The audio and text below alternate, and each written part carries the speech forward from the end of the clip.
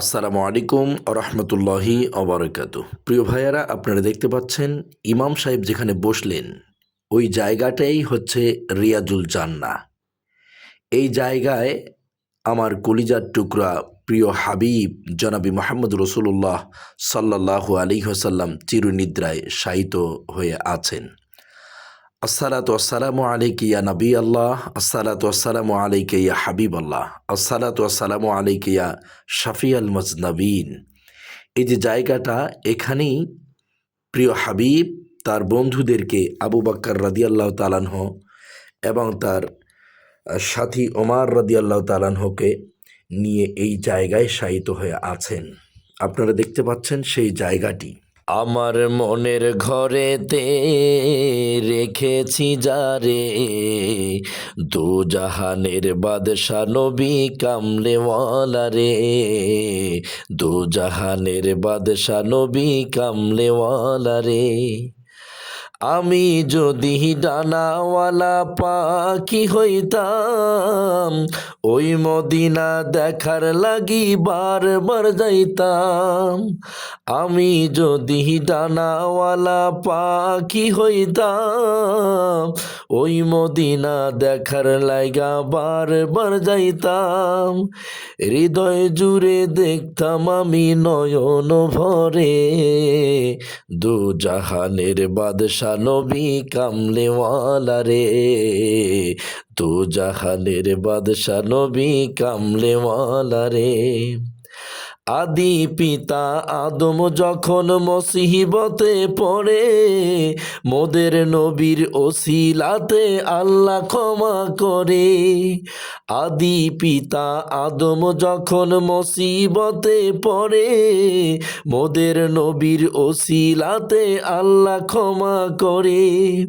ঘুমের ঘরে বিছানাতে দেখায় তারে, দু জাহানের বাদশা নবী কামলেওয়ালা রে, দু জাহানের বাদশা নবী কামলেওয়ালা রে।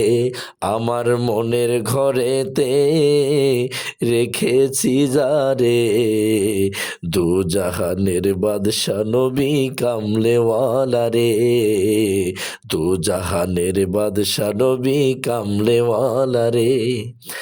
আমি যদি ডানাওয়ালা পাখি হইতাম, ওই মদিনা দেখার লাইগা উড়ে বারবার যাইতাম।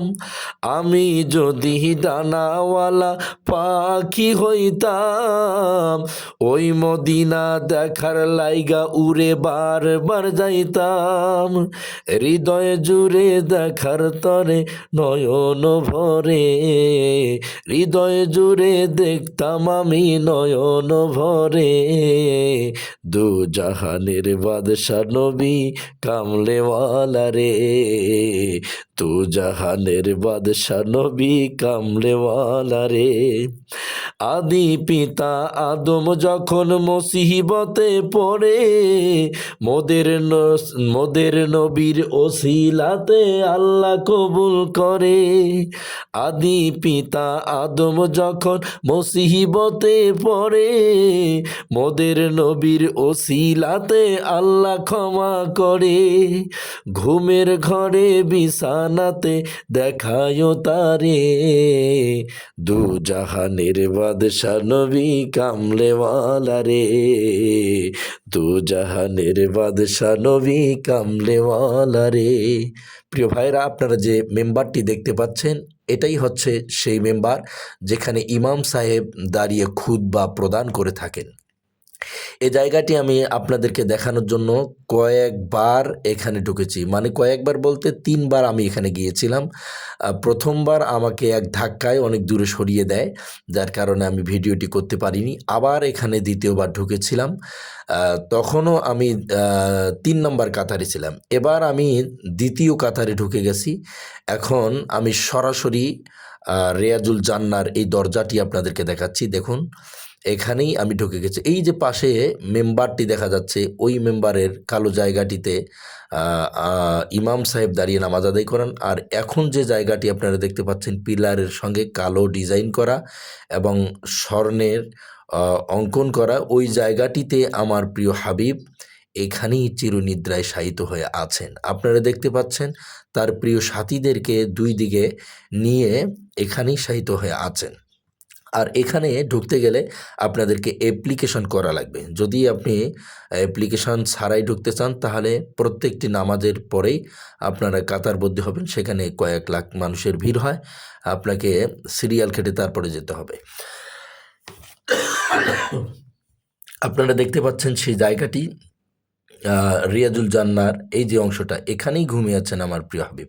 ওই যে নীল কালারের যে জায়গাটা ইমাম সাহেব যে ঘুরতেছেন বা এই সিলেটে যেখান দিয়ে গেছেন এই যে ইমাম সাহেব বসবেন এই জায়গাটাই হচ্ছে রিয়াজুল জান্নাহ। আপনারা গেলে এখানে অবশ্যই দেখার চেষ্টা করবেন। এখানে দাঁড়িয়ে আমার হাবিবকে সালাম প্রদান করবেন, এখানেই দরুদ পাঠ করবেন, রসুলুল্লাহ সাল্লাহ সাল্লামকে সালাম দিবেন, তার সাথীদ্বয়কে সালাম দিবেন। এখানেই আপনারা মনে মনে দোয়া যা জানেন আপনি তেলাওয়াত করা শুরু করবেন। এই যে গেট, এই যে ছোট ছোট যে জায়গাটা খুব সুন্দর ডিজাইনের, একবার দেখলে চোখ জুড়িয়ে যায় আর দ্বিতীয়বার ভিন্নতায় থাকার কোনো সুযোগ হয় না। এই যে লাল পিলারের ওই অংশটা থেকে এই জায়গাটা পর্যন্ত এই প্রশাসনের ভাইটি আমাকে বারবার এখান থেকে সরিয়ে দিচ্ছিল, তারপরেও আমি কষ্ট করে এই ভিডিওটি করেছি শুধুমাত্র আপনাদের কাছে তুলে ধরার জন্য বা আপনাদের দেখানোর জন্য। আপনারা অবশ্যই এখানে যাবেন, গিয়ে সরাসরি ডাইরেক্ট কোনো মাধ্যম ছাড়াই আমার প্রিয় হাবিবকে এখানে সালাম দেবেন এবং দোয়া করবেন। আর মনে মনে যা দোয়া আপনার জানা আছে আপনি তাই করতে থাকবেন। এই জায়গায় গেলে আর ফেরত আসার সুযোগ আপনি কখনোই খুঁজবেন না। মন চাবে যেখানে আমি আরও কিছু সময় কাটাই, এমনই এক অবস্থা। এই যে জায়গাটা, পুরো জায়গাটাই হচ্ছে রিয়াজুল জান্নার অংশ, এটাই হচ্ছে রিয়াজুল জান্নাহ। আমার প্রিয় ভাইয়েরা, আপনারা দেখতে পাচ্ছেন এখন আল্লাহ তাআলার কি এক রহমত আমার প্রতি করেছিলেন, যার কারণে আমার পরে আর কোনো লোক ছিল না, সামনেই শুধু ভিড় ছিল, অনেক জাম ছিল। আমি পিছনে পড়ে গেছি। এবার আল্লাহ তাআলা আমাকে এখানে ঢোকার সুযোগ দান করেছেন। এবার আমি বের হয়ে যাব, আর থাকতে দিচ্ছে না।